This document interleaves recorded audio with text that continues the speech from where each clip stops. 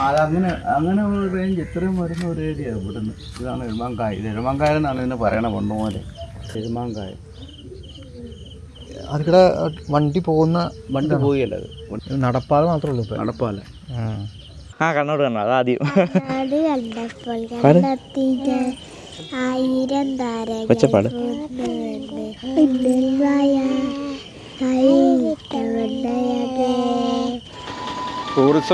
ഉൾനാടൻ പ്രദേശത്ത് ടൂറിസം വികസിപ്പിക്കുക എന്നുള്ള ഉദ്ദേശത്തോടു കൂടിയാണ് ഇവിടെ ബോട്ട് ജെട്ടി സ്ഥാപിക്കുകയും അതിൻ്റെ പ്രവർത്തനങ്ങൾ തുടങ്ങുകയും ചെയ്തു.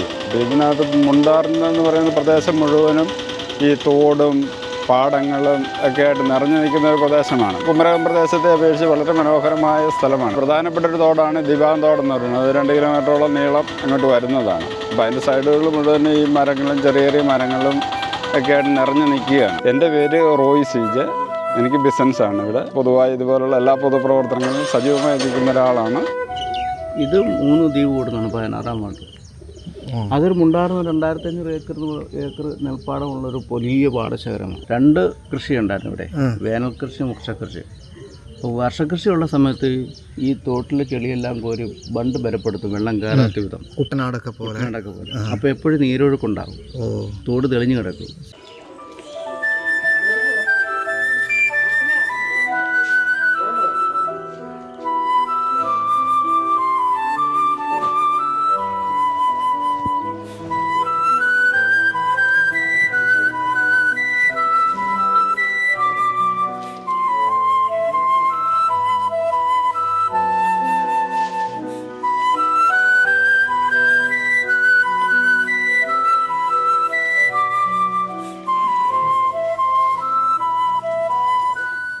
എൻ്റെ പേര് സുമേഷ് KS. ഞാൻ കടുത്തുരുത്തി പഞ്ചായത്തിലെ സ്റ്റാൻഡിംഗ് കമ്മിറ്റി ചെയർമാനാണ്. അതുപോലെ തന്നെ ഈ വാർഡിൻ്റെ മെമ്പറാണ്. 2021 നവംബർ മാസത്തിലാണ് നമ്മുടെ ഈ ഗ്രാമം ടൂറിസം വില്ലേജായിട്ട് മന്ത്രി റിയാസ് മുഹമ്മദ് പ്രഖ്യാപിക്കുന്നത്. അതിനുശേഷം വിവിധമായ മാറ്റങ്ങൾ നമ്മുടെ ഈ പ്രദേശത്തുണ്ടായി. വർഷങ്ങളായിട്ട് ഈ പ്രദേശം ടൂറിസം മേഖലയ്ക്ക് സാധ്യതയുള്ളതെന്ന് ഞങ്ങൾ തിരിച്ചറിയുകയും അതിൻ്റെ ഭാഗമായിട്ട് ടൂറിസം വകുപ്പിലുള്ള പലരെയും പോയി കാണുകയും ഇതിൻ്റെ സാധ്യതകൾ അറിയിക്കുകയും ചെയ്തതാണ്. അതിനുശേഷം നമ്മുടെ പ്രിയപ്പെട്ട 2017 നമ്മുടെ രൂപേഷ്, നമ്മുടെ ഉത്തരവാദിത്ത ടൂറിസം മിഷൻ്റെ സംസ്ഥാന കോർഡിനേറ്ററുമായിട്ട് ഇത് ചർച്ച ചെയ്യുകയും ഇവിടുത്തെ ടൂറിസം ക്ലബിൻ്റെ ഒരു ക്ലബ്ബ് രൂപീകരിക്കുകയും അതിന് പ്രകാരം നമ്മളിവിടെ ടൂറിസത്തിൻ്റെ സാധ്യതകളെക്കുറിച്ച് വളരെ പഠനം നടത്തുകയും നല്ല രീതിയിൽ ടൂറിസം ക്ലബിൻ്റെ പ്രവർത്തനത്തിലൂടെ തന്നെ നമുക്ക് 2021 ടൂറിസം വില്ലേജ് എന്ന പദവി നേടിയെടുക്കാൻ കഴിഞ്ഞു. അതിനുശേഷം നമ്മുടെ പഞ്ചായത്തിൽ 2022 നവംബർ മാസം 1, 2, 3, 4 തീയതികളിൽ ആദ്യത്തെ നമ്മുടെ ടൂറിസം ഫെസ്റ്റ് പഞ്ചായത്തിൻ്റെ സഹായത്തോടെ ടൂറിസം ഫെസ്റ്റ് ഇവിടെ നടക്കുകയുണ്ടായി. അതിനുശേഷം 2 വർഷവും 22-ലും 23-ലും നമ്മൾ ടൂറിസം ഫെസ്റ്റ് നടത്തി. 10,000 ഇവിടെ കടന്നു വന്ന് ഒരു സാധ്യത മനസ്സിലാക്കി ബോട്ടിങ്ങിലൂടെയും മറ്റ് പരിപാടികളിലൂടെയും നല്ല രീതിയിൽ ഫെസ്റ്റ് 3 പ്രാവശ്യം നടത്തുവാൻ സാധിച്ചു. ഈ വർഷവും നമ്മൾ ഡിസംബർ മാസം, എല്ലാ ഡിസംബറിലുമാണ് നമ്മൾ ആദ്യത്തെ പ്രാവശ്യം നവംബറിൽ ചെയ്തത്. പിന്നീടുള്ള 2 വർഷവും ഡിസംബർ അവസാനം 5 ദിവസമാണ് ടൂറിസം ഫെസ്റ്റ് ഇവിടെ നടക്കുന്നത്. ഈ പ്രദേശമൊക്കെ ടൂറിസ്റ്റുകൾ കൊണ്ട് നിറയാറുണ്ട്. ഈ കാണുന്ന ആമ്പൽ വസന്തം കാണാനായിട്ട് ഒത്തിരി പേര് ടൂറിസം ഫെസ്റ്റിവലോടനുബന്ധിച്ച് ഇവിടെ വന്ന് അതിനുശേഷവും വന്നു പോകുന്നുണ്ട്. അതുപോലെ തന്നെ ശിക്കാരി ബോട്ട് സർവീസുണ്ട്. അതിൽ ബോട്ടിൽ കയറി യാത്ര ചെയ്ത് കുമരകത്തേക്കും മറ്റ് സ്ഥലങ്ങളിലേക്ക് പോകുന്നതിന് വേണ്ടി ഒത്തിരി ടൂറിസ്റ്റുകൾ വരുന്നുണ്ട്. അകത്തുനിന്നും പുറത്തു നിന്നുള്ളവരും ഈ മേഖല കണ്ട് സന്തോഷമായി തിരിച്ചു പോകുന്നു. പിന്നിൽ കാണുന്ന DTPCയുടെ ഒരു ബോട്ട് ജെട്ടിയാണ്. ഇവിടുത്തെ ടൂറിസം ക്ലബ്ബുകാർ ആണ് ഇതിൻ്റെ പ്രവർത്തനങ്ങൾ നടത്തുന്നത്. ടൂറിസം ക്ലബിൻ്റെ ഓഫീസാണ്.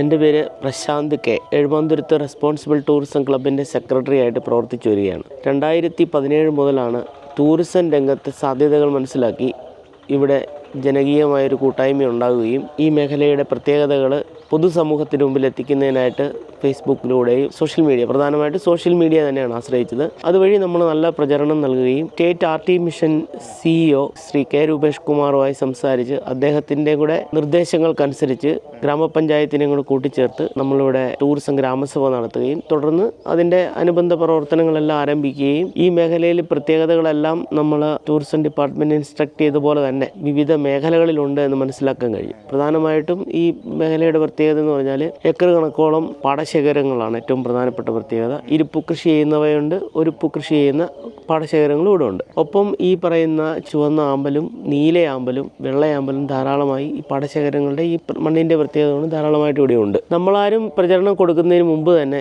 സ്വദേശ വിദേശ ടൂറിസ്റ്റുകൾ ഇവിടെ എത്തിയിട്ടുണ്ട്. അത് ഇവിടെ സ്വകാര്യ സംരംഭകരായിട്ടുള്ള ചിലരുടെ ബോട്ടും കാര്യങ്ങളൊക്കെ ഉണ്ടായിരുന്നു. അതുവഴി ഈ പുഴയുടെ സൗന്ദര്യം ആസ്വദിക്കുക എന്നുള്ള ഉദ്ദേശത്തിൽ വന്നിട്ടുള്ളതാണ്. കൂടുതലായിട്ടും ഈ കുമരകം പോലുള്ള റിസോർട്ടുകളിൽ നിന്ന് ഗ്രാമീണത അടുത്തറിയാൻ ആഗ്രഹിക്കുന്ന ടൂറിസ്റ്റുകളുമായിട്ട് ഇവിടെ വന്നിട്ടുണ്ട്. എന്നാൽ ഇപ്പോൾ അതിൻ്റെ തോത് ഗണ്യമായി വർദ്ധിക്കുകയും ഇപ്പോൾ ഏകദേശം 50,000-ൽ താഴെ സഞ്ചാരികൾ ഈ മേഖലയിൽ വന്നു പോകുന്നുണ്ട്. അതുമാത്രമല്ല വിദേശ ടൂറിസ്റ്റുകൾ ഏകദേശം 3000-ഓളം കഴിഞ്ഞ സീസണിൽ വന്നു പോയിട്ടുണ്ട്. 2017 മുതലാണ് സർക്കാർ തലത്തിലും പ്രാദേശികമായിട്ടും കൂടുതൽ ഉണർവുണ്ടാകുകയും അതിനനുബന്ധ കാര്യങ്ങൾക്കായിട്ട് പ്രവർത്തനങ്ങളെ സജ്ജമാക്കുകയും ചെയ്തു. അങ്ങനെ ഈ നാട്ടിലെ നെയ്യുന്ന തൊഴിലാളികൾ, അതുപോലെ തന്നെ മത്സ്യബന്ധനത്തിൽ ഏർപ്പെടുന്ന തൊഴിലാളികൾ, അവരുമായിട്ടൊക്കെ സംസാരിക്കുകയും അവരുടെ പ്രത്യേകതകൾ, അവരുടെ മത്സ്യബന്ധന രീതികളൊക്കെ നമ്മൾ ഹൈലൈറ്റ് ചെയ്ത് കൊണ്ടുവരികയും ഈ പാടശേഖരങ്ങളിപ്പം ഒരു മാസം കഴിഞ്ഞ് കഴിഞ്ഞാൽ ഇവിടെ ഈ മേഖലകൾ ആകെ തന്നെ സജീവമാകും. അപ്പോൾ അതിൻ്റെ ഒരു ഭംഗി മറ്റൊന്നാണ്. നെൽകൃഷിയുടെ വിവിധ ഘട്ടങ്ങൾ തന്നെ വിവിധ സൗന്ദര്യം ഈ മേഖലയ്ക്ക് ഉണ്ടാക്കി കൊടുക്കുന്നുണ്ട്. അപ്പോൾ ഇതെല്ലാം കാണാനായിട്ട് ആളുകൾ വരുന്നുണ്ട്.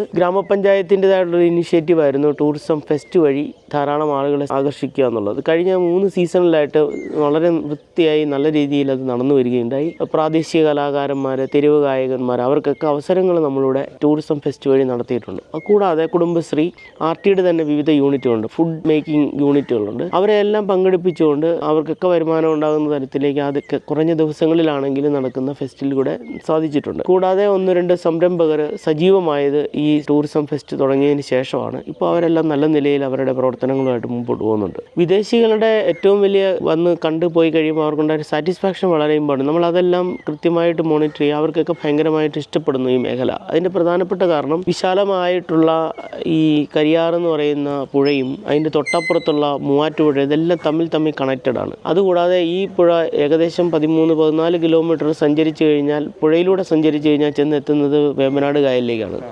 അവിടുന്ന് വളരെ കുറച്ച് സമയം കൊണ്ട് കുമരകത്തേക്ക് എത്താൻ കഴിയും. അതുകൂടാതെ ഇതിൻ്റെ ഉൾപ്രദേശങ്ങളിൽ കൂടെ പുത്തൻതോട്, ദിവാൻ തോട്, കനാലുകളുണ്ട്. അതിലൂടെയുള്ള സഞ്ചാരികൾക്ക് നൽകുന്ന വലിയൊരു അനുഭൂതി തന്നെയാണ്. കാരണം പോകുന്ന വഴിയിൽ ധാരാളം ദേശാടന പക്ഷികളെ കാണാൻ കഴിയുന്നുണ്ട്.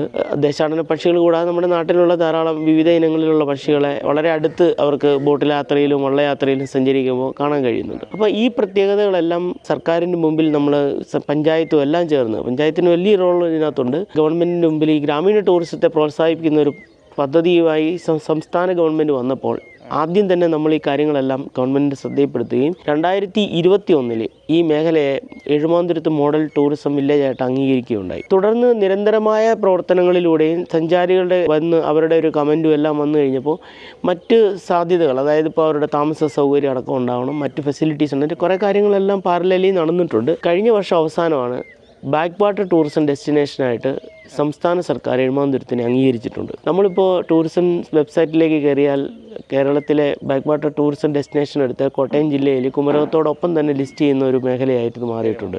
ഇവിടുത്തെ പ്രത്യേകതകളെല്ലാം അതിനകത്ത് ഡിസ്ക്രൈബ് ചെയ്തിട്ടുണ്ട്. എങ്ങനെ എത്തിച്ചേരാം എന്നുള്ള കാര്യങ്ങളെല്ലാം സംസ്ഥാന സർക്കാരിൻ്റെ വെബ്സൈറ്റിൽ അവൈലബിൾ ആണ്. സഞ്ചാരികളും ഈ പ്രദേശവാസികളുമായിട്ടൊരു നല്ല ഒരു സിങ്ക് ഉണ്ടാക്കിയെടുക്കുക എന്നുള്ളത് വളരെ ഇമ്പോർട്ടൻ്റ്. അത്തരം റോളുകളാണ് നമ്മുടെ ടൂറിസം ക്ലബ്ബ് നേതൃത്വത്തിൽ നടന്നുകൊണ്ടിരിക്കുന്നത്. അതായത് വരുന്ന സഞ്ചാരികളെ എങ്ങനെ റിസീവ് ചെയ്യണം, അവരോട് പെരുമാറ്റം, ഇതെല്ലാം പെട്ടെന്ന് ഒറ്റയടിക്ക് നടക്കുന്നതല്ല. അവരുടെ ഒരു സ്വാഭാവിക ജീവിതക്രമത്തിലേക്ക് അവർ കാഴ്ചക്കാരെ പോലെ നിൽക്കുക എന്നുള്ളതല്ല, അവരെയും കൂടെ ഇൻവോൾവ് ചെയ്യിക്കുക എന്നുള്ള ഉത്തരവാദിത്ത ടൂറിസം മിഷൻ്റെ വലിയ പദ്ധതി തന്നെയാണ് നമ്മളിവിടെ നടപ്പിലാക്കിയിട്ടുള്ളത്. അതിന് പ്രത്യേകമായിട്ടും ഈ കെ രൂപേഷ് കുമാർ അടക്കമുള്ള ഉത്തരവാദിത്ത ടൂറിസം മിഷൻ്റെ നേതൃത്വം നൽകുന്ന ആളുകളുടെ ഡിപ്പാർട്ട്മെൻറ്റിൻ്റെ വലിയ പിന്തുണയാണ് ഉണ്ടായിട്ടുള്ളത്. കൂടാതെ ഈ കഴിഞ്ഞ വർഷം തൊട്ടാണ് ഡിസ്ട്രിക്ട് ടൂറിസം പ്രൊമോഷൻ കൗൺസിൽ, വളരെ മുമ്പ് തന്നെ ഡിസ്ട്രിക്ട് ടൂറിസം പ്രൊമോഷൻ കൗൺസിലിൻ്റെ ഏതാണ്ട് 2017 ഈ ബിൽഡിംഗ് പണി തീർത്തീകരിച്ച് ടെൻഡർ ചെയ്തിട്ടുള്ളത്. പക്ഷേ ഇത് ഏറ്റെടുത്ത നല്ലൊരു സംരംഭകനായിരുന്നു അദ്ദേഹം. വലിയ രീതിയിൽ നല്ല രീതിയിലൊരു സംരംഭം തൊട്ടടുത്ത് തന്നെ നടത്തുന്നുണ്ട്, മാംഗോ മീഡോസ് അഗ്രികൾച്ചർ തീം പാർക്ക് എന്ന് പറയും. അദ്ദേഹമാണ് ഇത് ഏറ്റെടുത്തത്. പക്ഷേ ഒരു 5 വർഷക്കാലത്തോളമാണെന്ന് തോന്നുന്നു അദ്ദേഹം ഈ പണം അടച്ചതല്ല, അതായത് ₹1 ഇതിനകത്തുനിന്ന് ഒരു വരുമാനം ഉണ്ടാക്കുന്ന സാഹചര്യം ഉണ്ടായില്ല. അത് പ്രധാനമായിട്ടും അശാസ്ത്രീയമായി നിർമ്മിച്ച ഈ പാലമാണ്. കാരണം അതിനു മുമ്പേ ഇത്തരം പ്രവർത്തനങ്ങൾ നടന്നിട്ടുണ്ട്. പക്ഷേ അത് വന്ന ആ ഉദ്യോഗസ്ഥന്മാരെടുത്ത അസസ്മെൻറ്റിനകത്ത് എവിടെയെങ്കിലും കണ്ടുണ്ടോ ഇത്രയോ 9 സ്പാൻ ഒരു പാലത്തിന്, ഇത്രയും ചെറിയ പുഴയ്ക്ക്? ഇതിനേക്കാൾ വലിയ പുഴയാണ് അപ്പുറത്തുള്ളത്, അതിന് 3 സ്പാനേ ഉള്ളത്. അതിന് ഇപ്പം നിലവിൽ അത് പൊളിച്ചു കളയണം എന്നുള്ള തീരുമാനം വന്നേക്കണം. എങ്കിലും അത് നിർമ്മിക്കണം. കാരണം ആ മേഖലയിലുള്ള സാധാരണക്കാരായിട്ടുള്ള ഒരുപാട് ആളുകൾ ആശ്രയമാണ്. കടത്തായിരുന്നു, ഒരു മരണമുണ്ടായി. അപ്പോൾ ഇത് അശാസ്ത്രീയമായി നിർമ്മിച്ചു എന്നുള്ളതാണ് നമ്മുടെ പരാതി. ഇതിനെ വളരെ നല്ല നിലയിൽ ഒരു തൂക്കുപാലം പോലെ എത്രയോ മനോഹരമായി പണിതിട്ടുള്ള പാലങ്ങളുണ്ട്. ആ തരത്തിൽ പണിതിരുന്ന രീതി എല്ലാവർക്കും പ്രയോജനപ്പെട്ടേനെ. ഇത് കാണാൻ തന്നെ ആളുകൾ ഇഷ്ടം പോലെ വന്നേനെ. അപ്പം അത് എനിക്ക് തോന്നുന്നു പുതുതായിട്ട് അതിൻ്റെ പ്രവർത്തനങ്ങൾ നടക്കുന്നുണ്ട്. അപ്പോഴും ഈ പറയുന്ന ഇവിടുത്തെ ജലഗതാഗതത്തെ തടസ്സപ്പെടാത്ത രീതിയിൽ അത് നിർമ്മിക്കും എന്നാണ് അറിയാൻ കഴിഞ്ഞിട്ടുള്ളത്. പിന്നെ ഇതിനപ്പുറത്ത് കാണുന്ന മുണ്ടാർ എന്ന് പറയുന്ന പ്രദേശം, അതിൻ്റെ ഏറ്റവും വലിയ പ്രത്യേകത എന്ന് പറയുന്നത് സമുദ്രനിരപ്പിൽ നിന്ന് 2 മീറ്ററോളം താഴെയാണ് ഈ പ്രദേശങ്ങളുള്ളത്, ആകെയുള്ളത്. അതുകൊണ്ട് തന്നെ ഇത് 365 ദിവസവും വിവിധ തലത്തിലുള്ള കൃഷി രീതികളാണ് അവിടെ ഉള്ളത്. ഒന്ന് കപ്പ, വാഴ, അങ്ങനെയുള്ള ഇടവേളകളും അല്ലാത്ത സമയങ്ങളിൽ നെൽകൃഷിയും. കുറേ അങ്ങോട്ട് പോയി കഴിഞ്ഞാൽ ഇരുപ്പ് കൃഷി തന്നെ ചെയ്യുന്നവരുണ്ട്. അപ്പം വെള്ളം പമ്പ് ചെയ്ത് കളഞ്ഞ് അവിടെ വെള്ളക്കെട്ടുണ്ടാവാത്ത രീതിയിൽ ഇരിക്കുന്നതിന് പ്രധാനപ്പെട്ട ഈ കാർഷിക മേഖല സജീവമായതുകൊണ്ട് അതുകൊണ്ട് തന്നെ അവിടെ ആളുകൾ താമസിക്കുന്നതെല്ലാം ഈ പറയുന്ന പടത്തിൻ്റെ കരയിലൂടെയുള്ള വരമ്പുകളുടെ ഭാഗമായിട്ടുള്ള കരഭൂമിയിലാണ് ആളുകൾ താമസിക്കുന്നത്. അവിടുത്തെ ഏറ്റവും വലിയ പ്രത്യേകത അവർക്ക് ഗതാഗത സൗകര്യമില്ല എന്നുള്ളതാണ്. പക്ഷേ ഈ ടൂറിസം മേഖല സജീവമാകുന്നതോടൊപ്പം ആ മേഖലയാണ് ഇതിൻ്റെ ഏറ്റവും വലിയ അട്രാക്ഷൻ പോയിന്റ് എന്ന് പറയുന്നത് അവിടെയാണ്. അതുമായിട്ടാണ് കുമരകത്തിന് കണക്ടിവിറ്റി ഉള്ളത്. അപ്പം ഇതെല്ലാം ടൂറിസം ഡെവലപ്പ് ചെയ്ത് വരുമ്പോൾ വലിയ രീതിയിലുള്ള വികസന പ്രവർത്തനങ്ങൾ അവിടെ ഉണ്ടാകും എന്നുള്ള കാര്യത്തിൽ ഒരു തർക്കവുമില്ല. ഒപ്പം തന്നെ ഈ പ്രാദേശികമായിട്ടുള്ള സാധാരണക്കാരായിട്ടുള്ള മനുഷ്യർക്ക് അവരുടെ ജീവിത രീതി മെച്ചപ്പെടുത്തുന്ന തരത്തിലുള്ള സംരംഭങ്ങൾ ആരംഭിക്കുവാനും ഇതുവഴി കഴിയും. അപ്പോൾ നമ്മൾ കൂടുതലും ഫോക്കസ് ചെയ്യുന്നത് പ്രാദേശികമായ പുതിയ സംരംഭകരെ സംഘടിപ്പിക്കുക, അതായത് ടൂറിസവുമായി ബന്ധപ്പെട്ടും അല്ലാതെയും വിവിധ തലത്തിലാണല്ലോ ഉണ്ടാകുന്നത്. ആളുകളുടെ കയ്യിൽ പണം ഉണ്ടെങ്കിൽ ക്രയവിക്രയം നടക്കത്തുള്ളൂ. റെസ്പോൺസിബിൾ ടൂറിസം മിഷൻ പറയുന്ന ഒരു ചായ വിൽക്കുന്ന ആളാണെങ്കിലും ഒരു നല്ല ഭക്ഷണം ഉണ്ടാക്കാൻ അറിയാവുന്ന ആളാണ്,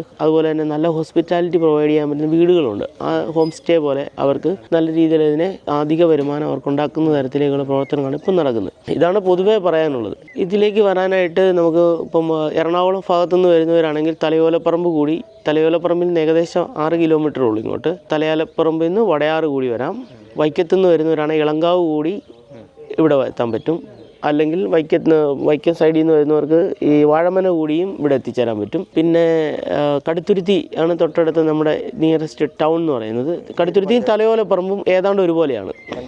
പഞ്ചായത്ത് കടുത്തുരുത്തി ഗ്രാമപഞ്ചായത്താണ്, വൈക്കം താലൂക്ക്. ഈ കടുത്തുരുത്തിയിൽ നിന്ന് വരുന്നവർക്ക് മുട്ടിച്ചിറ വഴി ഇവിടെ എത്തിച്ചേരാൻ പറ്റും. അതുപോലെ തന്നെ ആപ്പാഞ്ചിറ കൂടി ഇവിടെ എത്തിച്ചേരാൻ പറ്റും. അതായത് ഇങ്ങോട്ടുള്ള ഗതാഗതം എന്ന് പറയുന്ന ഒരു പ്രതിസന്ധി അല്ല ഇപ്പോൾ. പിന്നെ മാംഗോമോഡോസിൻ്റെ അതിലേക്ക് നീണ്ടൂർ കോട്ടയം വഴി വരുന്നവർക്ക് അതെ മാംഗോമോഡോസ് ഇവിടുന്ന് ഏകദേശം ഒരു 1.5 കിലോമീറ്റർ അടുത്തേ ഉള്ളൂ. അപ്പോൾ അത്ര അടുത്താണ്. അപ്പോൾ അതിലെ വരുന്ന റൂട്ടിൽ കൂടെ തന്നെ നേരെ ഇങ്ങ് വരുന്നത് എഴുമാന്തുരത്തിലേക്കാണ് എത്തുന്നത്. ഈ അമ്പലം എന്ന് പറയുന്നത് ഇത് ശരിക്കും എഴുമാങ്കായൽ എന്ന് പറയും. എഴുമാങ്കായൽ ഇതിങ്ങനെ അടഞ്ഞു പോയതിൻ്റെ പ്രധാനപ്പെട്ട കാരണം ഇടത്തോടുകളെല്ലാം പണ്ട് നല്ല ഓളം തട്ടുന്ന ഒരു പുഴയായിരുന്നു. നമ്മളിതിനെ വീണ്ടെടുക്കാനുള്ള ശ്രമമാണ് ഇപ്പോൾ നടത്തിക്കൊണ്ടിരിക്കുന്നത്. ഇപ്പോൾ ഇവിടെ ഒരു പുതിയ പദ്ധതി വന്നിട്ടുണ്ട്. ഇതിൻ്റെ എക്കലുകൾ നീക്കം ചെയ്ത് ഇതിന് ആഴം കൂട്ടുന്ന പദ്ധതി വന്നിട്ടുണ്ട്. ആമ്പല് എല്ലാ സമയത്തും ഇവിടെ ഉണ്ടാവും. കാണുന്നത് പുഴയായതുകൊണ്ട് തന്നെ ഇവിടെ നിന്ന് ആരും പറിച്ചുകൊണ്ട് പോകുന്നില്ല, അല്ലെങ്കിൽ ഇവിടെ കൃഷി നടക്കുന്നില്ല. അപ്പം സ്വാഭാവികമായിട്ടും ഇത് ഏത് സമയത്തും ഇവിടെ ഉണ്ടാവും. ഈ പായലും എല്ലാം നീക്കം ചെയ്ത് ഇവിടെ നല്ലൊരു സജീവമാക്കാനും ഇവിടെ പെഡൽ ബോട്ടിങ്ങും കുട്ടവഞ്ചി അടക്കമുള്ള സംവിധാനവും ചെറുവള്ളങ്ങളിൽ ഈ ആമ്പലിനകത്തൂടെ യാത്ര ചെയ്ത് കാണുന്നത് ദിവാൻ തോട് എന്ന് പറയും. ഒരു സ്ട്രെയിറ്റ് ആണ്, മനുഷ്യനുണ്ടാക്കിയതാണ്. ഉള്ളിലൂടെ പോകാം. അതെന്ന് പറഞ്ഞാൽ ശരിക്കും ഭയങ്കര പ്രത്യേകത തന്നെയാണ്. അത് നമ്മൾ ഏറ്റവും ഹൈലൈറ്റ് ചെയ്യുന്നൊരു സംഭവമാണിത്. അത് ഇപ്പം തന്നെ നമ്മളതിൻ്റെ പ്രവർത്തനങ്ങൾ ആരംഭിച്ചിട്ടുണ്ട്. ഈ സീസണിൽ തന്നെ നമ്മളതിനെ സജീവമാക്കും. അതായത് ഇത്രയാണ് നമ്മൾ ഉദ്ദേശിക്കുന്നത്. അതിൽ കൂടെ നമുക്ക് വലിയ ബോട്ടൊന്നും പോയില്ല. ഇതുപോലത്തെ ഒരു 2-3 പാലങ്ങളുണ്ടാവും. ടൂറിസം ഡിപ്പാർട്ട്മെൻറ്റ് ഇത് ഹാൻഡ് ഓവർ ചെയ്തിട്ടുണ്ട്. നമ്മളിവിടെ പ്രവർത്തനങ്ങൾ സജ്ജമാക്കാൻ പോവുകയാണ്. സഞ്ചാരികൾക്ക് ഇപ്പോൾ പ്രാഥമിക ആവശ്യങ്ങൾ നിർവഹിക്കുന്നതിനുള്ള സംവിധാനം നമ്മൾ ഓൾറെഡി അറേഞ്ച് ചെയ്തിട്ടുണ്ട്.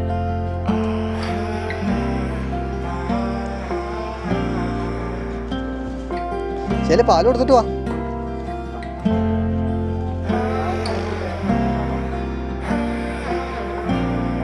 എൻ്റെ പേര് ശ്രീനിവാസൻ, എഴുമാന്തുരത്ത് നിവാസിയാണ്. എൻ്റെ നാട് ഇതിൻ്റെ രൂപം പോലെ തന്നെ ഒരു ദ്വീപാണ്. 4 വശത്താം വെള്ളത്താൽ ചുറ്റപ്പെട്ട ഗ്രാമമായിരുന്നു. സാധാരണക്കാരായ ജനങ്ങൾ അധിവസിക്കുന്ന പ്രദേശമാണ്. നിരവധി സാംസ്കാരിക പ്രവർത്തകർ നടന്നു നീങ്ങിയ ഒരു നാട് കൂടിയാണ്. എഴുമാന്തുരത്ത് എന്ന ഒരു പേര് അനർത്ഥമാക്കാനുള്ള കാരണങ്ങളൊക്കെ ഉണ്ട്. അത് പല കഥകളുമുണ്ട്. എങ്കിലും ഇവിടെ നാടുവാഴിത്തത്തിൻ്റെ ഭാഗമായിട്ട് 7 നമ്പൂതിരി കുടുംബങ്ങളുണ്ടായിരുന്നു. അവരുടെ അധീനതയിൽപ്പെട്ട ഭൂമിയായിരുന്നു എഴുമാന്തുരത്തും ഇതിൻ്റെ പരിസരമായ വടകര പ്രദേശവും. അവരുടെ ജന്മം ഉള്ള ഭൂമി, അതിനോട് ചുറ്റിപ്പറ്റിയുള്ള ജീവിത രീതിയും അവരുടെ ഉടമസ്ഥയുള്ള സ്ഥലങ്ങളെ കൃഷിഭൂമികളിൽ പണിയെടുത്തും ജീവിക്കുന്ന ജനതയായിരുന്നു. നാടിൻ്റെ കടന്നുപോക്കുന്ന വിവിധ പരിവർത്തന ഘട്ടങ്ങളിൽ അതിൻ്റെ ഫലമായിട്ട് ഇവിടെയും ചില മാറ്റങ്ങളുണ്ടായി. ഇവിടെ നാടുവാഴിത്തത്തിൻ്റെ ഭാഗമായിട്ട് ഈ നാട്ടുതമ്പുരാക്കന്മാർ യുദ്ധം ചെയ്ത് അവരുടെ യശസ് വർദ്ധിപ്പിക്കുന്നതിൻ്റെ കാര്യങ്ങൾ ഇവിടെ ഉണ്ടായി. അപ്പോൾ അങ്ങനെ ഒരു ചരിത്രം കൂടി, കെട്ടുകഥയുള്ള ഒരു സ്ഥലം കൂടിയാണ്. അങ്ങനെ ഉള്ള ഒരു പ്രദേശമാകുകയും വെള്ളത്താൽ ചുറ്റപ്പെട്ട പ്രദേശമായതുകൊണ്ട് ഏത് സ്ഥലങ്ങളിലേക്ക് പോകണമെങ്കിലും ഞങ്ങൾക്ക് വള്ളം അനുഭവം. വള്ളം നിത്യജീവിതത്തിലുള്ളതുകൊണ്ട് വള്ളത്തിൽ കയറാതെ ഒരു സ്ഥലത്തേക്കും പോകാത്ത ഒരവസ്ഥയാണ്. ചെറുപ്പകാലം മുതൽ വിദ്യാഭ്യാസത്തിന് ഇവിടെ പണ്ട് സായിപ്പ് ഒരു ചെറിയ സ്കൂൾ ആരംഭിച്ചിട്ടുണ്ട്.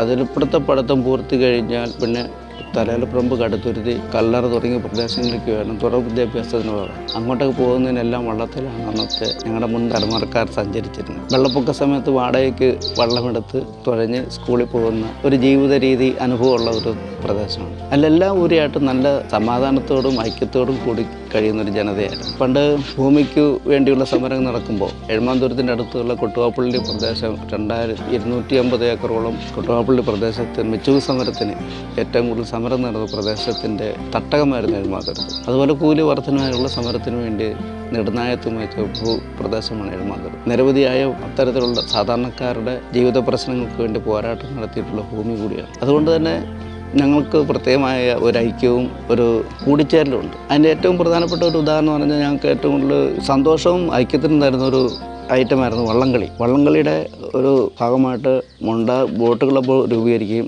നാട്ടിലെ ഈ പരിസരത്തെ മുണ്ടാറ് എഴുമാന്തൂരത്തിലുള്ള നല്ല മിടുക്കരായ തൊഴിൽക്കാരെ തിരഞ്ഞെടുത്ത് അവർക്ക് ട്രെയിനിങ് കൊടുത്ത് ആലപ്പുഴ നെഹ്റു വള്ളംകളിക്ക് ഇവിടുന്ന് വള്ളങ്ങൾ പങ്കെടുക്കുമായിരുന്നു. ആദ്യമേ ചെറിയ വള്ളങ്ങൾ വന്ന് പിന്നെ ഇരട്ടുകുത്തി വലിയ ഭാഗം വന്ന് അവസാനം ചുണ്ടൻവള്ള ട്രോഫി സെക്കൻഡ് പ്രൈസ് പിടിച്ച ഒരു നാട് കൂടിയാണ് ഞങ്ങളുടെ നാട്. ഞങ്ങളുടെ ഏറ്റവും പ്രധാനപ്പെട്ട ഒരു വിനോദം കൂടിയാണ് വള്ളംകളി. കൂടാതെ ഇവിടെ റേഡിയോ ക്ലബ്ബുകൾ, മറ്റ് ക്ലബ്ബുകളെല്ലാം ഉണ്ടായിരുന്നു. റേഡിയോ ക്ലബ്ബിലൂടെ ഞങ്ങളുടെ കുട്ടികൾ റേഡിയോ നിലയത്തിൽ പോയി പൊതുവായുള്ള പരിപാടി അവതരിപ്പിക്കുകയും നാടിൻ്റെ പേര് പ്രശസ്തിയാക്കിയിട്ടുള്ള നാട് കൂടിയാണ്. കൂടാതെ ഇവിടെ ഓരോ പ്രദേശത്തും ഞാൻ ആദ്യം പറഞ്ഞ പോലെ എഴുമാന്തൂരത്ത് 3 തുരുത്ത് കൂടുന്ന ഒരു കേന്ദ്രമാണ്. പുലിത്തുരുത്ത്, തുരുത്ത്.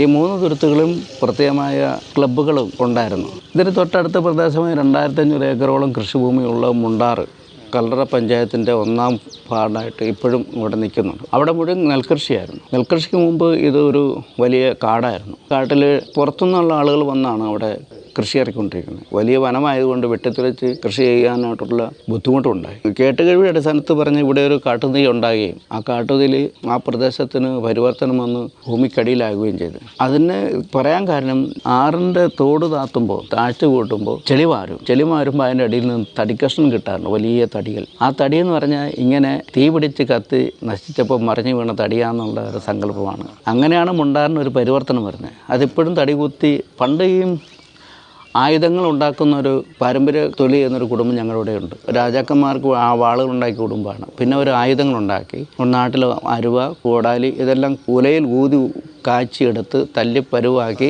വിൽക്കുന്ന അവരിപ്പോഴും ഉണ്ട്. പക്ഷെ അന്ന് അതിനുവേണ്ടി ചെയ്യുമ്പോൾ ഇതിനി ആലയിൽ ഉല ഊതിക്കാൻ തീ ഊതിക്കാൻ ഈ കരുത്തടിയാണ് അവർ ഉപയോഗിച്ചുകൊണ്ടിരുന്നത്. അപ്പോൾ ഈ കരുത്തടി നീളത്തിൽ ഒരു കരുത്തടി എന്ന് പറഞ്ഞാൽ അത് മുഴുവൻ കുത്തി ഉണക്കി ഇവർക്ക് വിളിക്കും.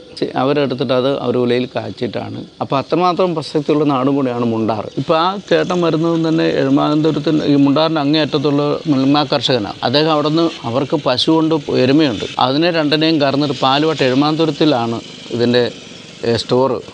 അവിടെ കൊണ്ട് വിൽക്കുന്ന ഒരു കർഷകനാണ് അദ്ദേഹം. വർഷം വന്നാൽ വെള്ളം കയറി പോകുന്ന ഒരു സ്ഥിതിയായിരുന്നു.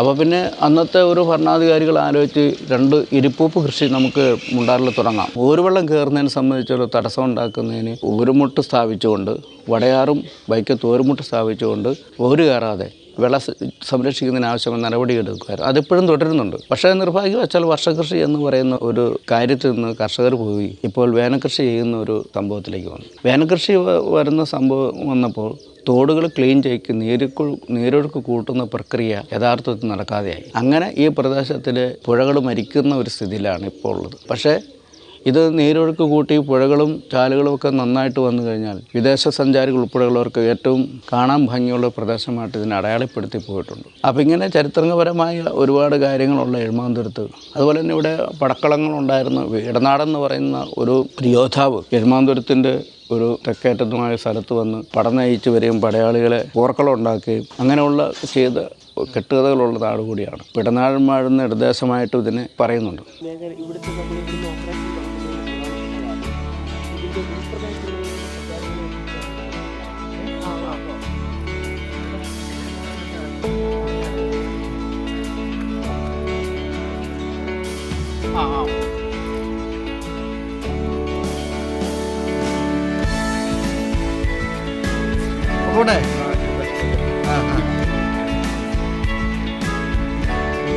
ബോട്ടിലാണോ? 2-3 അല്ലേ? 3 പേരുണ്ടോ? പോട്ടെ. ശരി. ശരി ശരി.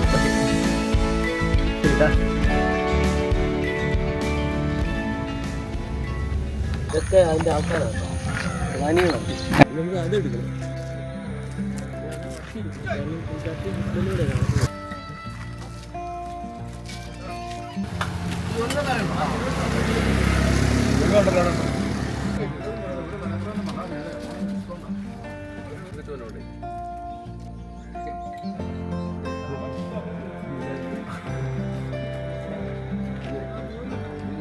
അവിടെ ആരാ?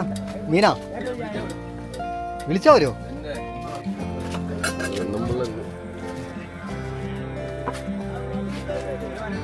Story line.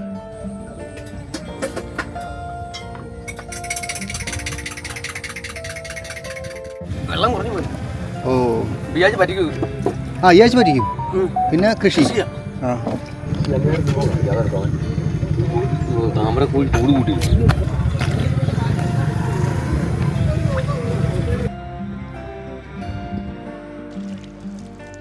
മീൻ എല്ലാ ദിവസം കിട്ടാറുണ്ടോ?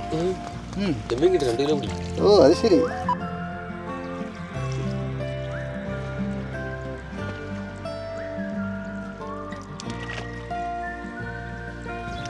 ഇവിടെ നട്ട നമുക്ക് വേറെ കണ്ടത്തിലേക്ക്. ഇവിടുന്നല്ലേ? അതാ ഇങ്ങനെ തെളിയാണ്. കട്ട കുത്തണല്ലേ? അകത്തുനിന്ന് കുത്തി എടുത്തിട്ട് കാഴ്ചയുള്ള കണ്ടത്തിൽ കൊണ്ടിടും. ഓ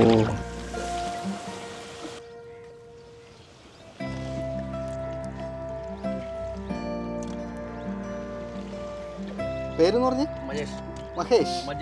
മജേഷ് ആണ്. ഇത് ഗംഭീരായി പോയിട്ടോ.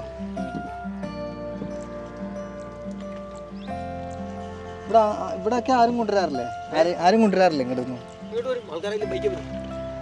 അല്ലാണ്ട് വഞ്ചിയിലൊന്നും കൊണ്ടുവരില്ലല്ലേ? ഇത് മറ്റേ എണ്ണപ്പനയാണോ? ഇവിടെ ഫാം ഉണ്ടല്ലേ?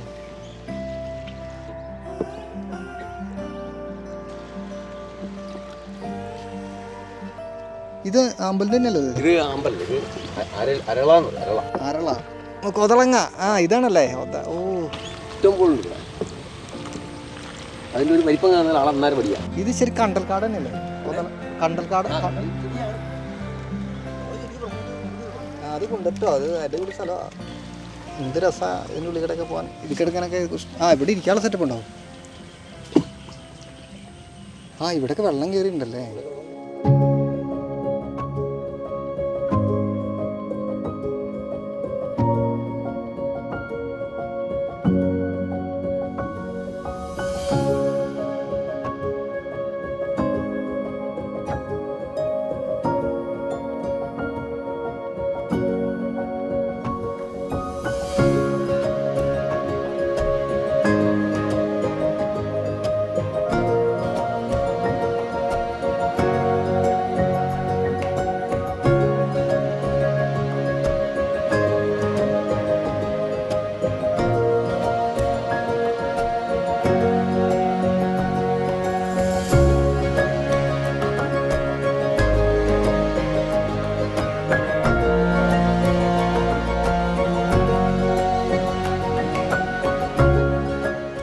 എൻ്റെ പേര് പ്രിയ സജു എന്നാണ്. ഞാൻ ഉത്തരവാദിത്ത ടൂറിസം മിഷൻ്റെ ഭാഗമായി കട നടത്തുന്നുണ്ട്. 2021 എഴുമാന്തുരത്ത് ടൂറിസം ഫെസ്റ്റ് ആരംഭിച്ചപ്പോഴാണ് ഒരു സംരംഭം തുടങ്ങണം എന്ന് വിചാരിച്ചത്. കടുത്തുരുത്തി ഗ്രാമപഞ്ചായത്തിൻ്റെയും ഉത്തരവാദിത്ത ടൂറിസം മിഷൻ്റെയും സഹകരണത്തോടെയാണ് കട നടത്തുന്നത്. അതിൻ്റെ രജിസ്ട്രേഷൻ ഞങ്ങൾക്ക് കിട്ടിയിട്ടുണ്ട്. ഒരു സംരംഭക എന്ന നിലയിൽ ഈ കട നടത്തി നല്ലൊരു വരുമാനം ഞങ്ങൾക്ക് കിട്ടുന്നുണ്ട്. ഒരു കുടുംബം മുന്നോട്ട് പോകാനുള്ള വരുമാനം ഞങ്ങൾക്ക് ഇതിൽ നിന്ന് കിട്ടുന്നുണ്ട്. കടുത്തുരുത്തി ഗ്രാമപഞ്ചായത്തും ഉത്തരവാദിത്ത ടൂറിസം മിഷൻ ചേർന്നാണ് ഞങ്ങൾക്ക് എല്ലാ സപ്പോർട്ടും ചെയ്തുകൊണ്ടിരിക്കുന്നത്.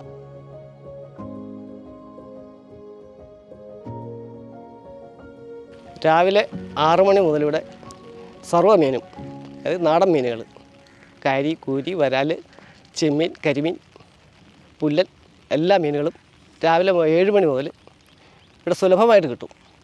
വൈകുന്നേരങ്ങളുണ്ടോ? വൈകുന്നേരം ഒരു 5 മണി മുതൽ. അത് ചൂണ്ടിയിട്ട് പിടിക്കണോ? അത് വല? അല്ല, വല, വീശുവല, ഉടക്കുവല, തടവല, വറുത്തടിക്കുക, വീട്ടിൽ കൊണ്ടുപോയി. അതെ അതെ.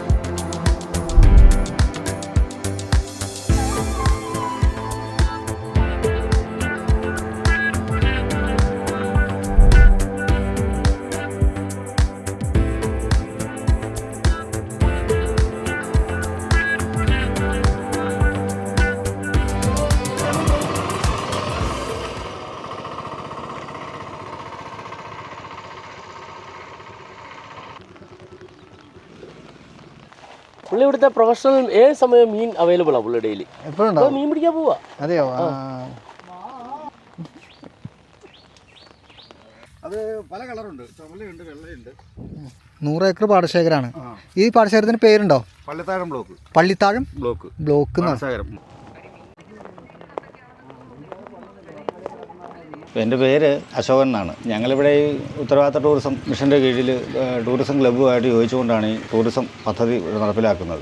നിരവധിയാകുന്ന ആളുകൾ ഇപ്പം പുതിയതായിട്ട് ഈ മേഖലയിലേക്ക് യാത്ര ചെയ്യാനും ഇവിടുത്തെ ഗ്രാമീണ ഭംഗി ആസ്വദിക്കാനും ഒക്കെ ആയിട്ട് കടന്നു വരുന്നുണ്ട്. ഞാൻ ഈ ബോട്ട് ഓടിക്കുന്ന വ്യക്തിയാണ്. അപ്പോൾ നമ്മൾ ഇവിടുന്ന് ബോട്ടിംഗ് ആരംഭിച്ച് കഴിഞ്ഞാൽ വൈക്കിംഗാലിലൂടെ എല്ലാം യാത്ര ചെയ്ത് ഈ നമ്മുടെ ഈ കരിയാറ് കനാലുകളെല്ലാം കണ്ട് അതുപോലെ തന്നെ ആമ്പൽ വസന്തം കാണുന്നുള്ള സാഹചര്യമുണ്ട്. വരുന്ന ആളുകൾക്ക് വളരെ ഇഷ്ടപ്പെടുന്ന രീതിയിൽ യാത്ര ചെയ്യുവാനും അതുപോലെ തന്നെ ഫുഡിൻ്റെ കാര്യത്തിൽ അവരാവശ്യപ്പെടുന്ന ഫുഡ് ഇപ്പം നമ്മൾക്ക് 2-3 സ്ഥലങ്ങളിൽ ഫുഡ് അവൈലബിൾ ആയിട്ട് നമുക്ക് കിട്ടും. അത് നമ്മൾ പറയുന്ന ഫുഡ് കഴിക്കുവാനും ഒക്കെ പറ്റുന്നൊരു നല്ല മേഖലയാണ് ഇവിടെ, നല്ലൊരു പ്രദേശമാണ് ഈ ഇതെന്ന് പറയുന്നത്. അതുപോലെ തന്നെ 3-4 പഞ്ചായത്തുകളെ ബന്ധിപ്പിച്ചുകൊണ്ടാണ് നമ്മൾ യാത്ര ചെയ്യുന്നത്. കടുത്തുരുത്തി, കല്ലറ, തലയോലപ്പറമ്പ്, തലയാഴം, ഉദയനാപുരം എന്നീ പഞ്ചായത്തുകളിലൂടെയാണ് നമ്മൾ യാത്ര ചെയ്യുന്നത്. അപ്പോൾ അങ്ങനെ വൈവിധ്യങ്ങളായ പല കാര്യങ്ങൾ കാണുവാനും നമ്മുടെ നാടിനെ അല്ലെങ്കിൽ ഗ്രാമീണ ഭംഗി ആസ്വദിക്കാനും കഴിയുന്ന തരത്തിലേക്കുള്ള ഒരു ടൂറിസം പദ്ധതിയാണ് ഇവിടെ നടപ്പിലാക്കുന്നത്. അതാണ് അതിനെ സംബന്ധിച്ച് പറയാനുള്ളത്. പിന്നെ വരുന്ന ആളുകളുടെ യാത്രയെ സംബന്ധിച്ചിടത്തോളം സുരക്ഷിതമായി യാത്ര ചെയ്യുന്ന സംവിധാനമാണ് നമ്മൾ ചെയ്യുന്നത്. ഈ ബോട്ടിങ്ങിൻ്റെ കാര്യത്തിലാണെങ്കിലും ബോട്ട് ഓടിക്കുന്നതിനുള്ള ലൈസൻസ് കാര്യങ്ങളൊക്കെ അതിൻ്റെ ട്രെയിനിങ് ഒക്കെ നമുക്ക് കിട്ടിയിട്ടുള്ള. അപ്പോൾ അത്തരം കാര്യങ്ങളിലെല്ലാം മികവുറ്റ രീതിയിലുള്ള പ്രവർത്തനങ്ങളാണ് നമ്മൾ നടത്തുന്നത്. വരുന്ന ആളുകളുടെ 100% സുരക്ഷിതമായി അവരെ കൊണ്ടുപോകാനും കൊണ്ടിറക്കുന്നതിനുള്ള സംവിധാനം നമ്മൾ ചെയ്യാറുണ്ട്. ഇവിടെ സമയം നമ്മൾ സാധാരണഗതിയിൽ ആമ്പിൾ കാണാൻ പോകുന്നൊരു സാഹചര്യം നമ്മൾ രാവിലെ പോകണം. അപ്പോൾ ചിലപ്പോൾ ഒരു 6-7 മണിക്ക് നമ്മൾ പോയെങ്കിൽ സൂര്യപ്രകാശം അടിച്ച് കഴിഞ്ഞാൽ ആമ്പിൾ അത് ചുങ്ങിപ്പോകുന്നൊരിതുണ്ട്. അപ്പോൾ അതിന് മുമ്പ് നമ്മൾ ചെയ്യുന്നത് അത്തരം ഘട്ടങ്ങളിൽ നമ്മൾ രാവിലെ പോകും. അല്ലെങ്കിൽ സാധാരണഗതിയിൽ ഒരു 9 മണി ഒക്കെ ആകുമ്പോഴാണ് സാധാരണ നമ്മൾ ട്രിപ്പ് ആരംഭിക്കുന്നത്. ബോട്ടിംഗ് സീസൺ ഇപ്പോൾ ഓണമൊക്കെ കഴിഞ്ഞ് കഴിഞ്ഞാൽ ധാരാളം ആളുകൾ വരും. ടൂറിസം ക്ലബിൻ്റെ ഒരു പ്രവർത്തനത്തിലൂടെ നമ്മുടെ നാടിൻ്റെ ഒരു പൊതുവായ ഒരു വികസനം കൂടിയാണ് ഞങ്ങൾ ലക്ഷ്യമിടുന്നത്. കരകൗശലങ്ങൾ അതുപോലെ തന്നെ നമ്മുടെ തഴപ്പായ അങ്ങനെ മറഞ്ഞുകൊണ്ടിരിക്കുന്ന പഴയ കാര്യങ്ങൾ അതെല്ലാം വരുന്ന ആൾക്ക് കാണുവാനും മനസ്സിലാക്കുവാനൊക്കെ ഉള്ള ഒരു അവസ്ഥ ഒരുക്കിക്കൊണ്ട് അങ്ങനെ പൊതുവായി നാടിൻ്റെ ഒരു വളർച്ച കൂടെ ഞങ്ങൾ ലക്ഷ്യമിടുന്നുണ്ട്. അതാണ് പ്രധാനമായിട്ട് ഞങ്ങൾ ചെയ്യുന്നത്. അപ്പോൾ ഈ ടൂറിസം ക്ലബ്ബ് എന്ന് പറഞ്ഞ ക്ലബ്ബുണ്ട്. എല്ലാ വർഷവും ഫെസ്റ്റ് ആഘോഷിക്കാറുണ്ട്. ഒരുപാട് ആളുകൾ വന്ന് കൂടിയിട്ടാണ് ആ ഫെസ്റ്റ് ഞങ്ങൾ നടത്തുന്നത്. അതെല്ലാം ഞങ്ങൾ ലക്ഷ്യമിടുന്നത് പുതിയ ആളുകളെ ഇതിലോട്ട് ആകർഷിക്കണം. അതിലൂടെ ഈ നാടിനൊരു പുരോഗതി ഉണ്ടാകണം, വളർച്ച ഉണ്ടാകണം. ഞാനും ആ ക്ലബിൻ്റെ അംഗമാണ്. അതുപോലെ നമ്മുടെ കൂടെ ഉണ്ടായിരുന്ന പ്രശാന്താണ് ക്ലബിൻ്റെ സെക്രട്ടറി. അപ്പോൾ അത്തരത്തിലൊരു കൂട്ടായ പ്രവർത്തനം, അതിനകത്ത് ഞങ്ങൾക്ക് മറ്റൊന്നുമില്ല. എല്ലാവരും നാടിൻ്റെ ഒരു പൊതു ആവശ്യം എന്നുള്ള നിലയിൽ എല്ലാവരുടെയും കൂട്ടായ ഒരു പ്രവർത്തനമാണ് ഈ രംഗത്ത് ഞങ്ങൾ സംഘടിപ്പിക്കുന്നത്. ഫെസ്റ്റ് ആഘോഷിക്കുന്നത് എല്ലാ വർഷവും നമ്മൾ ഡിസംബർ മാസം അവസാനത്തെ ആഴ്ചയിൽ അവസാന 4 ദിവസമാണ് നമ്മൾ ഫെസ്റ്റ് ആഘോഷിക്കുന്നത്. ഈ കഴിഞ്ഞ ഫെസ്റ്റ് മന്ത്രിമാരൊക്കെ പങ്കെടുപ്പിച്ചാണ് നമ്മൾ സംഘടിപ്പിച്ചത്. സാംസ്കാരിക സമ്മേളനം, കുട്ടികളുടെ കലാകായിക മത്സരങ്ങൾ, വനിതകളുടെ വിവിധങ്ങളായ കലാപരിപാടികൾ, അങ്ങനെ നാനാവിധത്തിലുള്ള ആളുകളെ പങ്കെടുപ്പിച്ചുകൊണ്ട് എല്ലാവരുടെയും പങ്കാളിത്തം ഉറപ്പാക്കിക്കൊണ്ട് കലാകായിക സാംസ്കാരിക പ്രവർത്തനങ്ങൾ സംഘടിപ്പിച്ചുകൊണ്ടാണ് നമ്മൾ ഈ ഫെസ്റ്റ് ഇവിടെ ആഘോഷിക്കുന്നത്. നമ്മുടെ ഈ നാട് കാണുവാനും ഈ ഇവിടെ ഗ്രാമീണ ഭംഗി ആസ്വദിക്കുവാനും പരമാവധി ആളുകൾ വരണമെന്ന് തന്നെയാണ് ഞങ്ങൾ ആഗ്രഹിക്കുന്നതും. അതിനായിട്ടുള്ള പ്രവർത്തനങ്ങൾ ഭാവിയിലും സംഘടിപ്പിക്കും. മൂവാറ്റുപുഴയാറ് തലയോലപ്പറമ്പ് സൈഡിൽ, തലയോലപ്പറമ്പ് സൈഡ് ശരി ശരി. ആ പുഴയിലേക്ക് ഇവിടുന്ന് 2-3 കണക്ഷനുണ്ട്, ഇടത്തോടുകളുണ്ട്. നേരെ മൂവാറ്റുപുഴയായിട്ട് ലിങ്ക, ഇതെല്ലാം കൂടെ ചേർന്നാണ് നേരെ വൈക്കത്തേക്ക് ചെല്ലുന്നത്. പിന്നെ ഇതെന്ന് പറയുന്നത് കാളത്തോടെന്ന് പറയും. ഇതിങ്ങനെ കറങ്ങി അങ്ങ് പോകും. അതങ്ങ് നീണ്ടൂർ ഭാഗത്തേക്ക് പോകുന്ന തോടാണ് കാളത്തോട്.